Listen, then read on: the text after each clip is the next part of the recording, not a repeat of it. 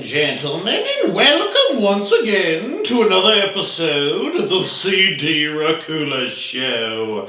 Today we'll be busting out the old video cassette players and popping in for a look at the 2012 film VHS. I watched this on Hulu recently, and I threw it on just for funsies. I didn't really have high expectations for the film because most of the movies based on the found footage video stuff makes me a little dizzy, if I'm being honest with you. With all the camera going all wonky and you're left as the audience being like, what the heck just happened? Here I am getting vertigo from all this camera motion while they're running around.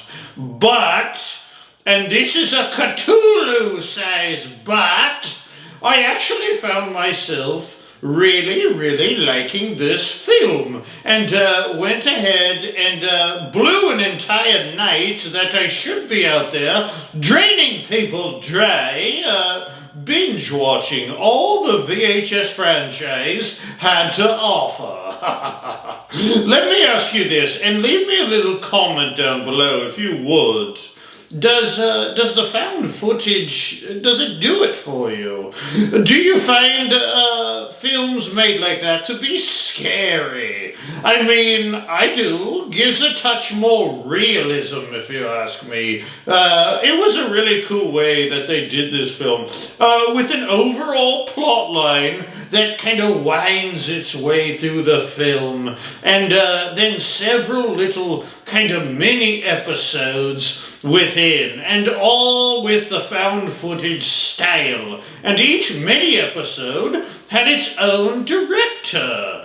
The directors themselves were all part of a film group called Radio Silence. I actually read recently that Radio Silence will be directing the sequel to Escape from New York. I can't find any dates for the release, but I do really look forward to seeing it whenever that may be. Big Snake Plissken guy over here just thought he would be a little taller. Oh, trust me, I can wait for any movie if I have to. I'm very patient, my dears, and I have all the time in the world. The overall plotline that I spoke on before has a bunch of young punks, and the proliferation of young punks is a theme you will find throughout this film, and something I will reference exactly 1.8 billion times in this episode. Well, these young punks, they like to do bad things on camera and post the videos online for money. Being hired to break into a house and steal one single VHS tape. Oh, they find quite a bit more than they bargained for, I'm afraid, when they find the corpse of an old man sitting in a chair. Hey, I'm an old man sitting in a chair, with a bunch of TVs, VHS tapes, and VCR players. So they do what anyone in that position would do. Watch the tapes from start to finish. So they explore the house, and what I like is the old man who's supposedly dead will sometimes be in the chair, and then all of a sudden he's gone. And we as audience members are screaming at the screen, where did the old man go? Where is he? Oh, it's a good deal of fun, and that old man is livelier than you think. Oh, he's pretty spry, if you will, and I'll leave it at that. So we got all that out of the way to get into the meat of this film, which is really the mini episodes, if that's what you want to call them. I noticed each one of these features approximately college-aged kids, and yes, most of them are punks that get what they deserved, but that's beside the point. Let me ask you guys this. Why do so many horror films feature young college-age punks. It's because they're dumb enough to make stupid decisions. That's why. They think they're invincible.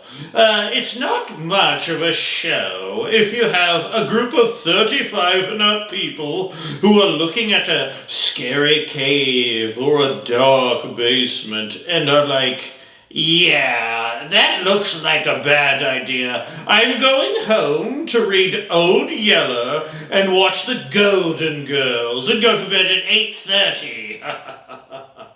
Or if you see an abandoned lake in the dead of night and you decide not to go skinny dipping because you forgot your goggles and your earplugs and don't want to get swimmer's ear.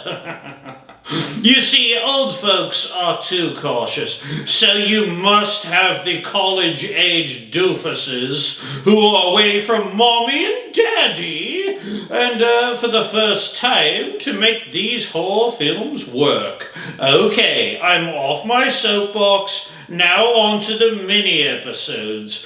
The first one is what really hooked me into this franchise, and I think this was my favorite one. Beware, spoilers are a-comin', boys and girls, they're a-comin'. It starts off with a bunch of young punks looking to score with chicks, partying it up at the club, with one of the punks wearing glasses that have a small camera inserted. But they may have bit off more than they can chew when they bring home a succubus to their hotel room. My favorite part about the first mini-episode is seeing the girls' feet that are scaly with giant talons at the end. Oh, they don't look that much different than my feet, to be honest. The second mini-episode was probably my least favorite of them all, and I say that with some love because I really did like them all. I really like this film, as I said before.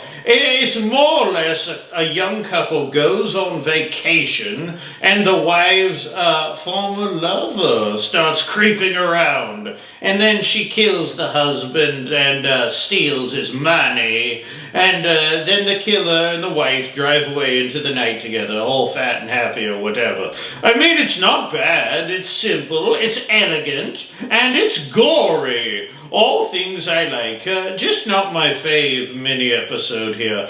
The third mini-episode drove me crazy, and I'll tell you why in a second. In this one, a girl leads 3 young punks into the wilderness to lure out a serial killer whom had killed her friend many years ago. Of course, the killer kills them. All of them, in fact, in the most gruesome of ways, and it would have been a perfect episode, and they did this on purpose, but the face of the killer, which is more like a creature or something to me, it kept glitching out, and the camera couldn't focus on the creature's face. Oh, I wanted to see that creature so bad. That's my only knock on this story. It kind of reminded me of the classic indestructible creature/monster in the woods/swamp, killing everyone in the movie Hatchet. I need to review that film, actually. Let me jot myself a quick note here. Note to self. Review the 2006 film Hatchet and get bigger rat traps. Oh, that is an ugly, ugly rat. Size of a darn golden retriever. The fourth mini-episode I thought was really neat, with a girl complaining of arm pain and seeing ghosts.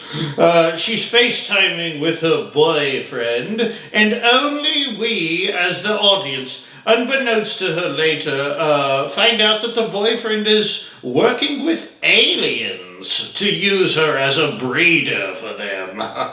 And he's doing this with more than one woman, we find out. I'd love to see a spin-off film of that episode. Oh, it would be so awesome to peel back the curtains and to see the aftermath of all this. Like, really, what's going on? And what are these ghost aliens planning? It can't be good, that's for sure. That's for sure. The fifth and final episode features a group of, you guessed it, young punks out looking for a Halloween party. Oh, Halloween's a coming. But unknowingly end up saving a witch, whom they think is a helpless young girl from an exorcism. She, of course, leaves them on a train track to get smashed into a billion pieces.